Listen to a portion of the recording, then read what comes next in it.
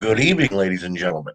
I am your host, Archie Mitchell, and this is another week of If You Smell What the Arch is Cooking here on WrestleNet Radio. And I want to thank you guys for joining me once again because it is that time of the week where you crack open your favorite frosty beverage, that I'm doing right now, and you listen to me spew some venom, some hate, and some happiness into your life, just like I've done for the past 3 weeks. But I will ask you to excuse me for just a second because apparently AEW is on hiatus this week from Wednesday night and will be being broadcasted on Friday night instead because of the NBA playoffs. So I do not have an AEW review for you this week, but I promise you that next week's show will be all AEW from the review to the rants, even my new segment, which I am implementing tonight, called Quick Hits. So no AEW descending, but we do have NXT. And yes, we do have another episode of Grinds My Gears this week, where I rant and tell you something that is pissing me off about the world. So we're going to start off as we always do, though, with the NXT review. This past Tuesday night, NXT broadcasted another great episode of NXT, and I don't want to give anything away with any spoilers. We're going to just jump into the episode, and I will tell you that we're going to have a promo or high package this week. We just went straight into the arena, and we've got our normal Wade Barrett, Vic Joseph, and uh, Beth Phoenix broadcast crew welcoming us to the arena. And we are opening up with Shotzi Blackheart and Ember Moon taking on Dakota Kai and the NXT Women's Champion, Raquel Gonzalez. This went from being a decent tag match where they were going back and forth to a squash match after just the first 5 minutes. Shotzi and Ember got in some good shots, then Raquel and Dakota took over. And a 15-minute match of the NXT Women's Champion and her sidekick, who was an incredible talent, beating the hell out of these two women, who are the former NXT Women's Tag Team Champions, both of these teams. It was a great match, though. It's what you expect when the NXT Women's Champion gets into a tag match, for her to just come in there and be brute force. But it was a good, solid opener with Dakota Kai and Raquel Gonzalez going over. And then after the match, we go to backstage pre-recorded comments where Tommaso Ciampa and his tag team partner, Thatcher, tell us that they are putting the NXT tag team division on notice, especially the grizzled young veterans, that they want the NXT tag team champions from MSK, and that they're going to go through whoever they have to get to those titles. I like this tag team a lot. I think that Thatcher is an incredible catch-as-can wrestler. I think that Tommaso Ciampa is a great technical wrestler in his own right, but is also a psychopath and can do a lot of great things in the ring. So I hope this tag team has long-term plans, and it's not just going to be another 6-month tagging and get a title run, but then, oops, we're going to break them up. We'll have to wait and see. We come back from a break, and it's going to be Pete Dunne versus Bobby Fish. I've been waiting 1 week for this match when Bobby Fish challenged Pete Dunne last week on NXT, and this one didn't disappoint. You have two incredible technical wrestlers who like to hurt people and use joint manipulation, battling back and forth, trading shots, and went move for 17 minutes. I shit you not. If you haven't watched it yet, go back and watch it. These two guys back and forth. A hard hitting match between two grapplers until Dunn hit his finisher, the very tail ending, and got the win. It was a well earned win for Pete Dunne. Now, what I didn't like was after the match, though, Oney Lorcan, who was with Pete Dunne at ringside, decided to attack Bobby Fish and tried to injure him again. And honestly, what I hope is that this does not lead to Kyle O'Reilly eventually coming to save his former tag team partner and we getting them back as a tag team. Because as I said last week and the week before, O'Reilly and Fish did all they could as a tag team. It's time to break them up and see which one is going to flounder, which one is going to flourish, and who is going to be the real breakout star. My opinion is going to be Kyle O'Reilly. Bobby Fish might just surprise us. The announcers then talk about Bronson Reed. We get a little highlight package of our new North American champion. I like Bronson Reed. I think he deserved the title win. And I can't wait to hear what he says later on this evening. And then we see Mercedes Martinez coming to the ring as well, and she's in action. She says that she's still going for the women's title. That loss to Raquel was just a speed bump. It's time for her to get back on track. We come back to a pre-recorded promo from the Hit Row team, or as I like to call them, the Creative Crew. These four should not be cutting promos together anymore. Leave Isaiah Swerve Scott to cut the promos. He's great at it. The other three, it's recycled garbage that they've been saying for 3 weeks now. It's boring. I understand what they're going for. They're trying to be death row records. They're trying to be these hip hop artists that are going to be turned wrestlers, and I'm not into it. I think they're great in the ring, but they need to stop the promos in their tracks. Let these guys fight. Maybe get them a manager who's established and let them go on for it. Maybe Robert Stone. You never know. Um, then we go to Mercedes Martinez taking on Zendaya, the young upstart. And it looked like Mercedes was going to make quick work of her, but Zendaya wasn't having it. They actually had a nice little exchange, and match ended up going 7 minutes until Martinez finally puts Zendaya away and gets a nice win to recoup her loss to Raquel Gonzalez not that long ago. MDM is backstage getting glad handed by all the young talent, and he is making his way to the ring for the $1 million face off. Because as we've seen over the last month or so, Cameron Grimes and Ted DiBiase can't seem to get along. Who's the real $1 million man? And we come back with Cameron Grimes coming to the ring. Ted DiBiase, the $1 million man, and meets him in the ring, and they exchange pleasantries. And Grimes doesn't understand why MDM is doing what he's doing, and MDM says that he was looking for somebody to maybe take over the $1 million man legacy, and it could be Cameron Grimes because he likes what he sees. But then they're cut off by LA Knight. LA Knight is tooting his own horn and wants Ted DiBiase to manage him and not Cameron Grimes. Grimes takes offense to this and tells LA Knight to get out of his ring. But then he takes an awkward looking ace crusher, and LA Knight leaves with Ted DiBiase. It was just kind of weird, but I want to see where's it going. What are we going to see next? There's been talk and a little bit of rumor that the $1 million title might be making its way back to television and becoming a belt around one of the superstars' waist. We haven't seen it for quite a while. Last time we saw it was when Ted DiBiase Jr. received it from his dad, and then it got bumped around, and Goldust had it. It was just a big old mess. So interesting to see what they do with it this time around. And then apparently Frankie Monet is next in her in-ring debut. We go to commercial, and then when we come back, we have Everrise and Hartwell. And frankly, I'm tired of Everrise. These two youngsters need to stay on 205 Live. They have no charisma. Their characters are stale. And if I hear that one pudgy-looking guy say one more time, "Are you want to punch me in the face?" Yes, everybody wants to punch you in the face. You're annoying. Indy's looking for Dexter Loomis, though. She is told by Drake Maverick that Dexter was down the corridor. She stumbles upon a room of all of Dexter's artwork, and then she runs off to go and look for him.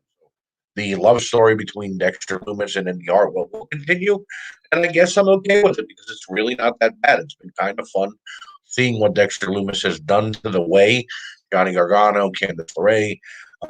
It'll be interesting to see what happens. Frankie Monet makes her entrance to take on Cora Jade. She's got a great entrance, very reminiscent of Sting in AEW with these falling snow. And apparently she's playing the heel here, and it's working for her. Monet hits her finisher in 4 minutes and picks up a squash win. In my opinion, It's what needed to happen. She is being brought in as this veteran already.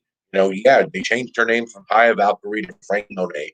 She's still Lawira Loca, and she's still got the Lucha Libre spirit in her. And she's still talking about her days in Mexico and at DNA Impact and all over the world. So, yeah, she got to come in here and do a squash match. I have no problem with that. We then shift gears to the Grizzled Young Veterans, and they're telling Tommaso Ciampa and Thatcher that they're done with them. They moved on. And last week, when they got involved with their tag match, it was pretty much say goodbye. And they want the tag titles from MSK. So they're going to be watching MSK versus Legado del Fantasma next week to see who the new champions are, who the champions are, and MSK does ends up retaining. So if the Grizzly veterans do get the next shot, I kind of hope that they take the gold because they are a great tag team. They've done wonders in NXT UK. Why shouldn't they get a tag team title run? They deserve it, and it's what they're there for. More highlights and hype for new champ Bronson Reed, and the announcers continue to tell us that he's coming up tonight. Apparently, he's next. So we go to commercial, and when we come back, we see Walter once again on a video, hyping up Imperium and trying to give them a pep talk and letting them know that they're still a great tag team and they could be the NXT tag team champions. The NXT tag team division getting some much needed pump into that artery. New blood, new teams popping up everywhere. I like it. And here comes the new North American champion, Bronson Reed. And this guy is a throwback, in my opinion. Bronson Reed reminds me a lot of what Big Van Vader and Bam Bam Bigelow were when they were in Japan. Flying for a guy his size, which isn't normally had. And just an amazing ring. So I'm happy to see him with the belt around his waist, North American Championship. Congratulations, Johnson. And then he sits there and thanks the fans for the support and tells us about his journey. And he says the door is wide open for anyone to challenge. Well, guess what? Santos Escobar walks through that door, and he's got Legado del Fantasma with him. And Escobar says that North America, the championship should represent the United States and Mexico, and that if anybody should be the champion, it should be him. So he and his cronies hit the ring and are about to take a lead, but MSK comes out and saves the day. And yes, give me all of this feud. Thompson Reed with Escobar, Legado del Fantasma taking on MSK. This is what NXT needs. Two feuds going at once, but intertwined enough that we get the occasional six-man tag or we get a run-in when need be. I'm happy to see that. I think this is great and is working in the right direction to give NXT what it needs. Before we go to commercial break, William Regal and he says how excited he is for Finn Balor and Karrion Kross Part 2 tonight, and that he is announcing a triple threat match next week for the new number one contender to the NXT World title, whoever the champion may be. And that will be Pete Dunne taking on Kyle O'Reilly and Johnny Gargano in a triple threat match. I want this. Thank you, William Regal. You are the best general manager in the business. In fact, you're the only general manager in the business because Raw and SmackDown definitely don't have one, and no other show has one. So thank you, William Regal, for giving these three guys a chance to be the next contender. I personally hope it's Pete Dunne, but I have a feeling that it's probably going to be Johnny Gargano because of the little bit of interaction the way he had with Karrion Kross. So we go to commercial and we come back with the entrance of Finn Balor, followed by the entrance of Karrion Kross. This matchup was hyped and billed with a big fight feel, and it delivered in every sense of the word. Both Balor and Kross left it all in the ring. They exchanged submission moves, power moves, and even finishers. Balor even went so hard as to steal the rear naked choke from Karrion Kross and try to put the big man out. Kross powered out and hit a vicious-looking powerbomb. And at the 25-minute mark, Karrion Kross finally locked in his rear naked choke, put Finn Balor down. It was a classic match, and I know Finn Balor could not gain back his title, but Karrion Kross was made a star. It started when he beat Keith Lee. The unfortunate thing happened. Then he got come back Finn Balor in an incredible matchup at NXT Takeover. Now he gets to win the rematch, retain his title, and move on to either a match with Pete Dunne, Kyle O'Reilly, or Gargano. Finn Balor made a star in Karrion Kross, and he cemented Kross's title reign, in my opinion. It was a great ending to an incredible episode of NXT. I give this 5 out of 5. This is the first time I've given a 5 out of 5 rating. Any NXT episode or AEW episode, go out of your way to watch this. If you have watched it already, go out of your way to watch the Balor and Karrion Kross match again, because there are amazing moments in that match. It is not often that we get a TV main event like this, whether it be Raw, SmackDown, or NXT. Back and watch it. I'll go back and watch the whole episode. Frankie Monet's debut for 4 minutes was incredible. So NXT gets a nod in an incredible night of action. And I was very happy with what I saw on this week's episode. Now are going to segue over to some quick hits. What are quick hits? Well, I'll explain that. A quick hit is a little bit of news or something that I'd like to speak about. I'm only going to talk about for a minute or so, and then we're going to move on and go from there.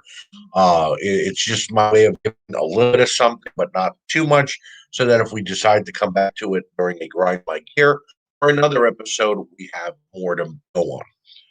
So, first quick hit is Will Ospreay vacates the IWGP title because he's injured. He hurt his neck apparently in his title defense a couple of weeks ago, and he will vacate the title. The New Japan Pro Wrestling has not said what they're going to do with the title yet, how they're going to get a new champion, but they said they will work on it. Probably have an announcement soon. New Japan has been closed down because of COVID problems. A bunch of wrestlers testing positive for COVID there in Japan. So it's really touch and go on what they're going to be doing with the company and the title for the next couple of weeks, but they are set to reopen very soon. Will Ospreay is a great wrestler.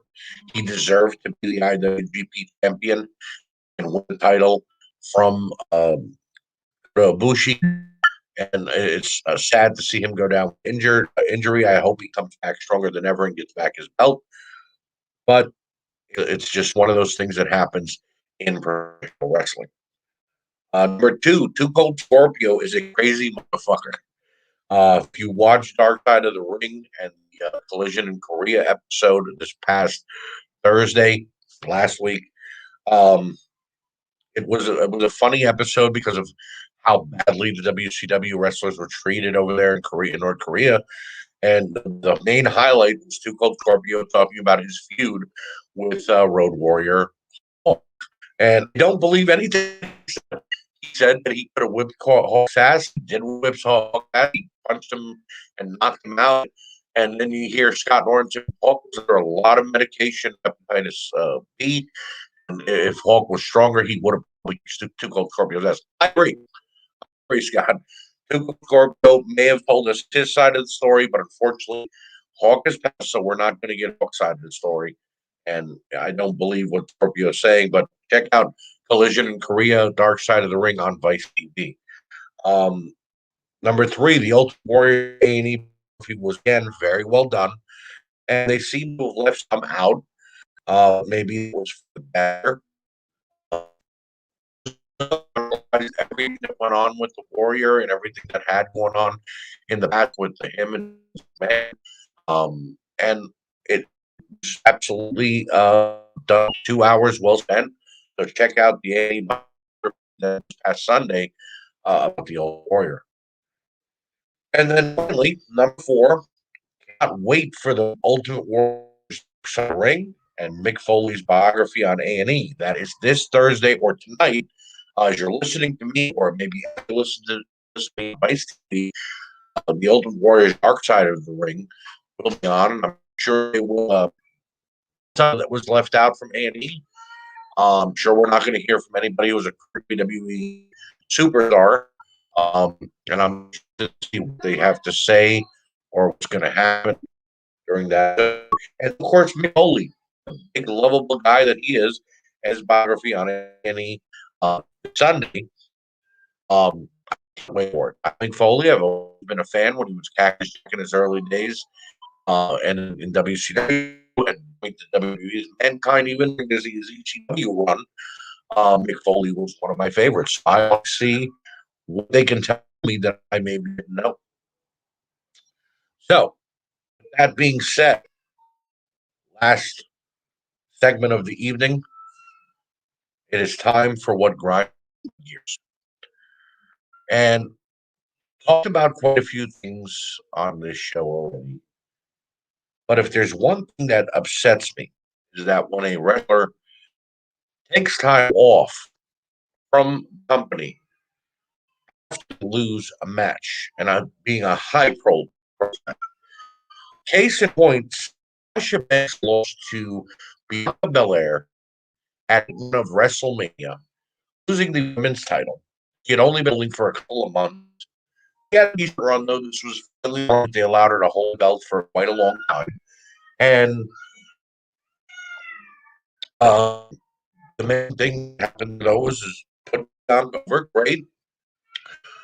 Sasha Banks showed up the following week on SmackDown, and we have not seen her since. And there's talk that she will not be showing back up until the WWE goes back to live audiences.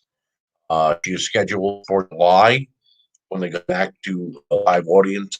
The first SmackDown with a live audience, I believe, in Texas. And I just don't understand. She did this again when they lost the women's titles, the women's tag team titles, her and Bayley the first time. She took like 4 months off. And I just, is it sour grapes? I mean, you're getting all this exposure, you're getting all of the chance to be a champion. You finally give the title up to somebody. You don't have the common decency to have a rematch, the storyline a little bit, or to give anyone an opportunity to go over you or you go over them. Another storyline. No, you sit at home, you go on vacation, and you do all these wonderful things on social media, and then you just, right. I don't give a shit. Now, as I say this, and I mentioned social media, I follow Sasha Banks on uh, Instagram, and she's been in MMA shows and indie shows in Mexico with the former WWE superstar Listo, his wife. They're training and they're doing but you're not training and come back to the WWE. This has happened with other stars as well. Bray Wyatt's been missing for WrestleMania, and they say that it's because he's been lost of Luke Harper. And I understand he's mourning his friend, but how long is too long?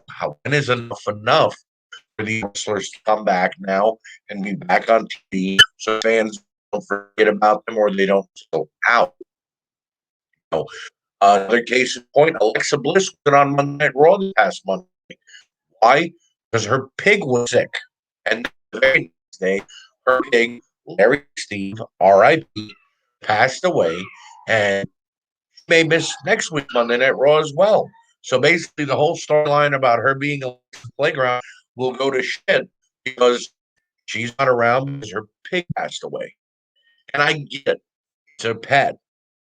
If somebody's dog or cat passed away, it's not a relative, it's not a family member, it's not a human, though.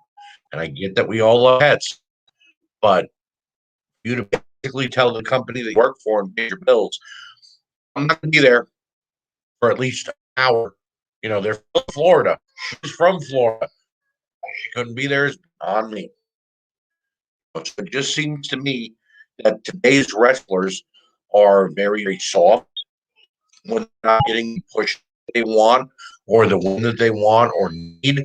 They tend to flounder off, just sit there and go, I'm not going to compete right now. Well, then that's where Vince McMahon should add more time to their contract not being there.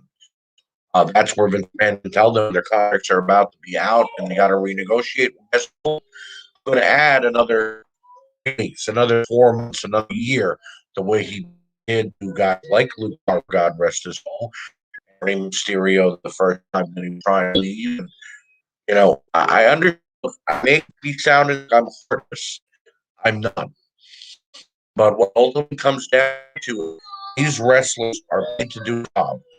It's my granddaughter in the background. She's crying. Nothing bad or anything like that. She got done taking a bath and I guess didn't want to get out of the tub. She's only two. God bless her. I love her with all my heart. Um, like I said, I may sound heartless, but you're being paid to do a job. Being paid until COVID happened, you were being paid to travel the world. You were being paid to enjoy, the fun of being a wrestler and get, book deals and, get promotion of being a sneaker ad and all this other BS that goes along with being a wrestler. You decided, no, I'm just going to sell for the stupid of reasons. It just today's wrestlers are soft. Undertaker mentioned it. Ric Flair mentioned it. Men of Legends have mentioned this the past couple of years. You used to go into the back, said the Undertaker, and you guys playing poker, drinking booze, and where they were to go out to after the show was over, and in real. Now you walk into the back and everybody playing Nintendo. Maybe WWE should be implementing a few new rules and making their wrestlers apart again. I don't know. That's just, well, whatever the case. That's what grinds my gears. I want to thank you guys for, as always, listening to me spew my venom and speak my hate and my happiness to you at home. I want to thank you for your continued support of Wrestling Radio, the We Can't Wrestle podcast. Please continue to listen to our shows, such as number one hit Maxim Gold with David Gold and Maxon, Reliving the War with Nate Maxon, Aaron Maxon, and Chad Weston, and the We Can't Wrestle podcast with myself, Maxon, Aaron Maxon, and continue to support the page, the We Can't Wrestle Facebook group, the Wrestling Radio Facebook group, the YouTube channels.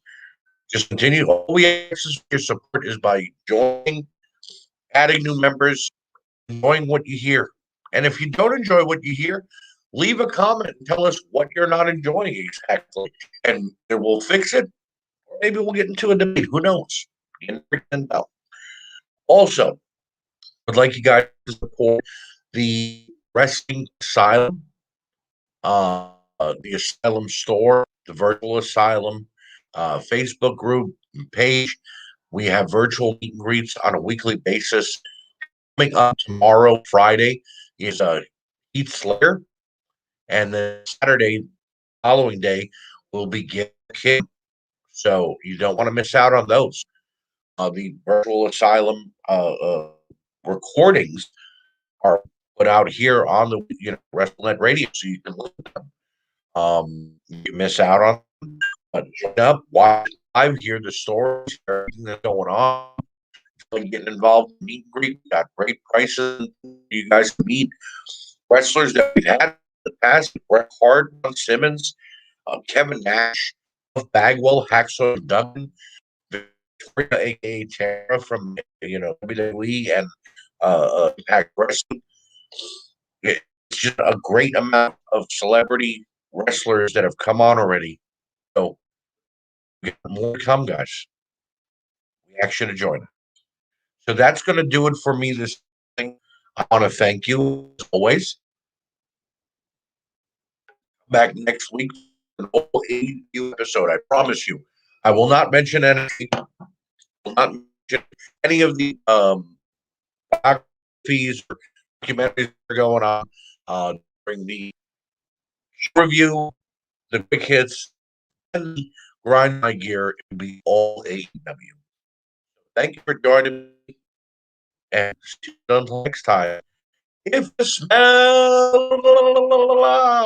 what the arch is cooking.